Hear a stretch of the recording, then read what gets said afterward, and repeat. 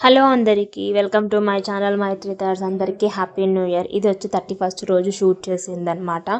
So అందరు ఎలా ఉన్నారు, బాగున్నారా అండి? టైం వచ్చేసి 6 అయిపోయింది. ఇంకా 31st రోజు అంటే ట్యూస్డే రోజు. ఇంకా ఆ రోజు ఇంట్లో చేసిన కొన్ని వంటలు, అలాగే కొన్ని ముచ్చట్లు, ఇంకా అంతే.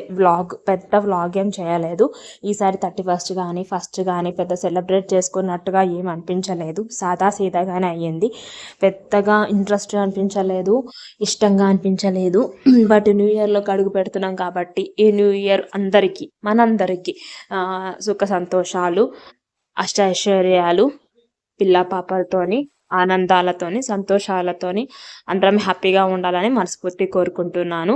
సో ఇంకా ఆ రోజు అయితే బయట బాగా డిస్టర్బెన్స్ ఉంది. వాయిస్ ఓవర్ ఇచ్చేటప్పుడు పక్కన వాళ్ళ సౌండ్ కూడా వినిపిస్తుంది, మీరు దాన్ని స్కిప్ చేయండి. సో ఇంకా ఆ రోజైతే ట్యూస్డే రోజు పెసరట్టు చేశానమాట.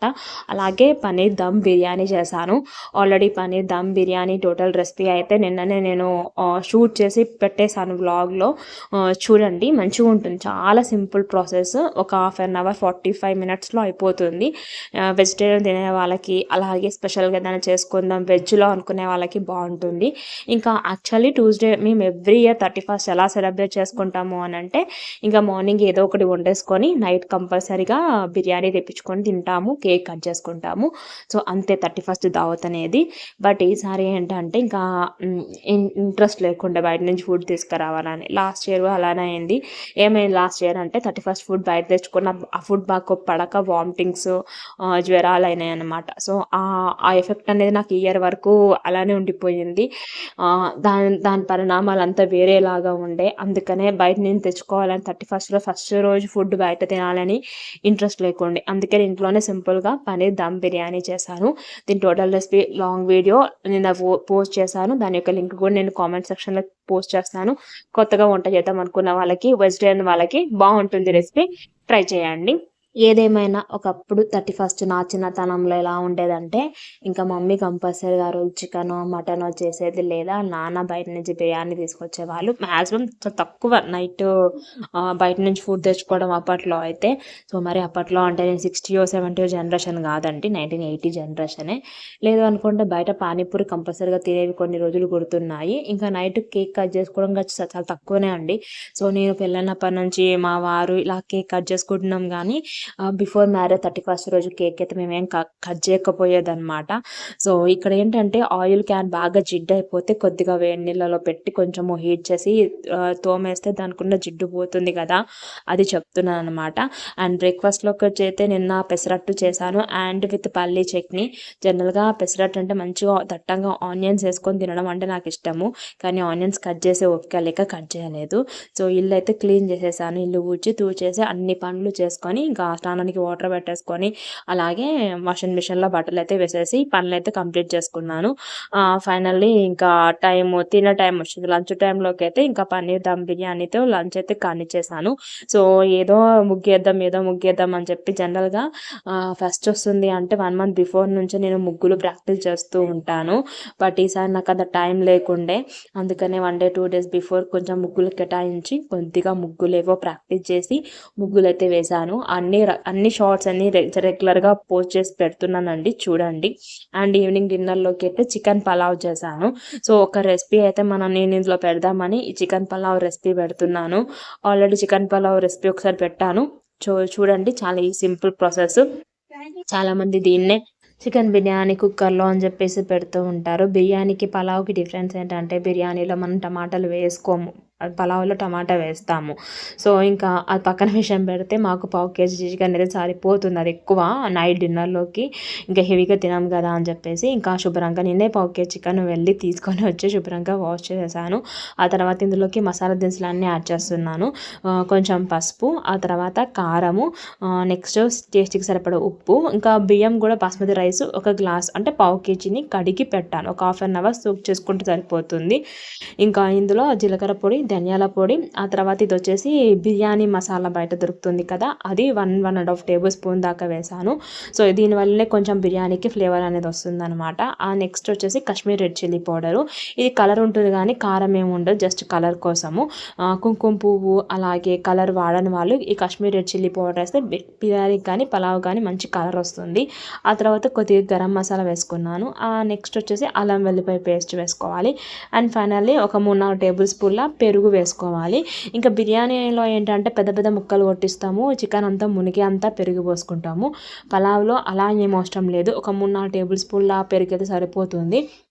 అండ్ నిమ్మకాయ కూడా మనం ఇప్పుడేమో యాడ్ చేసుకొని అవసరం లేదు, రైస్ కుక్ అయ్యేటప్పుడు యాడ్ చేసుకొని సరిపోతుంది. సింపుల్గా నైట్ డిన్నర్లోకి లేదా ఏదైనా స్పెషల్గా చేయాలి గెస్టులకి అన్నప్పుడు ఇలాంటి రెసిపీ అయితే చాలా సింపుల్గా చేసుకోవచ్చు. ఒకటే గిన్నెలో మంచిగా బిర్యానీ వేరే గిన్నెల, చికెన్ వేరే గిన్నెలో ఉడికించకుండా మనం కుక్కర్లో హ్యాపీగా సింపుల్గా టేస్టీగా చేసుకోవచ్చు. వేడివేడిగా సర్వ్ చేసుకొని తింటే చాలా బాగుంటుందన్నమాట.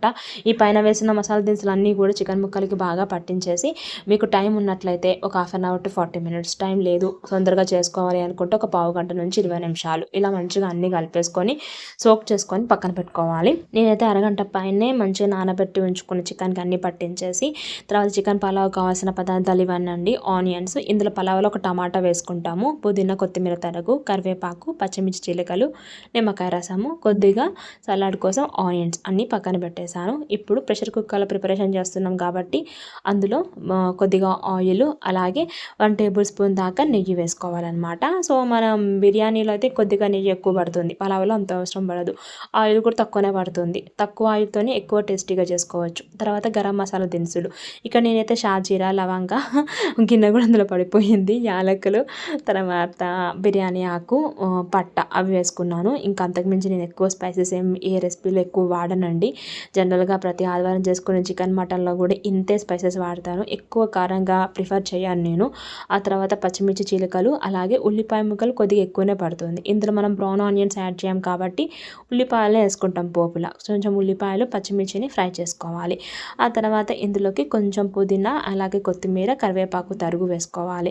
జనరల్గా బయట బిర్యానీలో మీరు ఎప్పుడైనా అబ్జర్వ్ చేసినట్లయితే బిర్యానీలో ఏ పుదీనా కొత్తిమీర తరుగు ఏది కనిపించదండి, కరివేపాకు కనిపిస్తుంది.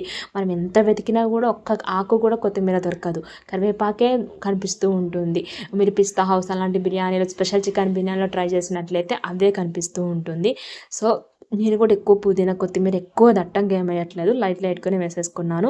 ఈ కరివేపాకు వేయడం వల్ల ఏంటంటే మంచి ఫ్లేవర్, మంచి అరోమా వస్తుంది పలావ్కి. పైన వేసిన ఇంగ్రీడియంట్స్ అన్ని కొద్దిగా మగ్గిపోయిన తర్వాత ఒక పెద్ద సైజు టమాటాని చిన్న చిన్న ముక్కలుగా కట్ చేసుకొని వేసుకోవాలి. ఈ పలావ్ స్పెషాలిటీ అదే అండి, టమాటా కూడా మనం యాడ్ చేస్తాము. సో ఈ టమాటా ముక్కల్ని కూడా కొద్దిగా ఒక 5 నిమిషాలు మగ్గనిచ్చుకోవాలి. ఆ తర్వాత ఇందులోకి మనం ముందుగా మ్యారినేట్ చేసి పెట్టుకున్న చికెన్ని వేసుకొని, ఆ చికెన్లో నుంచి వాటర్, ఉప్పు వేసాం కాబట్టి వాటర్ అనేది తేలుతూ ఉంటుంది కదా, ఆ వాటర్ తేలేంత వరకు మగ్గనిచ్చుకోవాలి. ఆ తర్వాత మనము నానబెట్టి పెంచుకున్న బాస్మతి రైస్ని వేసుకోవాలి. నేను నానబెట్టి ఉంచిన బాస్మతి రైస్ వాటర్నే వేసి కుక్ చేస్తున్నాను. సో చాలాసేపు నాని ఉంటాయి కదా అని ఆ వాటర్ పక్కన పెట్టుకున్నాను అనమాట. సో బాస్మతి రైస్తో కలిపేసుకొని ఆ తర్వాత ఇందులో కొంచెము ఉప్పు అలాగే నిమ్మకాయ రసము, వాటర్ వేసేసుకొని పైనుంచి పుదీనా కొత్తిమీర, 1 టేబుల్ స్పూన్ వరకు నెయ్యి వేసేసుకొని ఇంకా మూత పెట్టేసుకోవాలండి. మూత పెట్టేసుకొని కరెక్ట్గా 3 విజిల్స్ పెట్టుకుంటే సరిపోతుంది, ముక్క మంచిగా ఉడికిపోతుంది. అంతే, చికెన్ పలావ్ రెడీ అనమాట. వేడిగా మంచిగా పీస్ మంచిగా ఉడికింది, చాలా బాగా వచ్చింది, టేస్ట్ చాలా బాగుందనమాట. And finally so chicken pulao with 31st డిసెంబర్తో మేమైతే ఎంజాయ్ చేసేసామన్నమాట. సో ముక్క చూసారు ఎంత బాగా పర్ఫెక్ట్గా ఉడికిపోయిందో. సో ఇది ఇంకా ఎలా హ్యాపీగా కింద కూర్చొని తినడం అంటే నాకు చాలా ఇష్టము. ఒక థమ్స్అప్ ఒకటి మిస్ అయిపోయింది, ఎందుకంటే మాకు కోల్డ్ సర్దులు అవన్నీ ఉన్నాయని చెప్పేసి అది మిస్ అయిపోయింది. ఇంకా చికెన్ పలావ్ తినేసి అంతా క్లీన్ చేసేసుకొని బయట చక్కగా ముగ్గులు అయితే వేసేసామన్నమాట. ఏదో నాకు తోచిన ముగ్గులు అయితే వేసేసాను. సో ఆ తర్వాత ఇంకా 31st నైట్ 11:40 వరకు వెయిట్ చేసి ఇంకా అన్ని అరేంజ్మెంట్స్ చేసుకొని ఈ కేక్ అయితే కట్ చేసామన్నమాట. ఇది రాజ్భోగ్ వాళ్ళది కేక్ ఫ్లేవరు మన అరుణ్ ఐస్ క్రీమ్ కేక్ అనమాట. చాలా బాగుంది, టేస్ట్ చాలా నచ్చింది. ఈ కేక్తోనైతే 31 డిసెంబర్ ఎండ్ చేసేసామన్నమాట. ఈ కొత్త సంవత్సరంలో అందరం కూడా హ్యాపీగా సంతోషంగా ఆనందంగా ఉండాలని మనస్ఫూర్తి కోరుకుంటున్నాను. అందులో మేము ఉండాలని దేవుణ్ణి ప్రార్థిస్తున్నాను. అందరికీ కూడా happy new year once again. మంచిగా ఎంజాయ్ చేయండి ఫ్యామిలీతోని, హ్యాపీగా సంతోషంగా ఉండండి. మరొక వీడియో షార్ట్ వ్లాగ్తో మళ్ళీ మేము ముందుకు వస్తాను. సో కొత్తగా మన ఛానల్ని చూస్తున్న వాళ్ళైతే ఈ వీడియోకి ఒక లైక్ చేయండి, ఎలా ఉందో కామెంట్ చేయండి, అలాగే సబ్స్క్రైబ్ చేసుకోవడం మాత్రం మర్చిపోకండి. ఈ కొత్త సంవత్సరం నా ఛానల్ మానిటైజర్ కావాలని అని మనస్ఫూర్తి కోరుకుంటున్నాను. అదంతా మీ చేతుల్లో ఉంది. మీ సబ్స్క్రిప్షన్స్, మీ వ్యూస్ నాకు చాలా important. Please do subscribe to my channel. Thank you.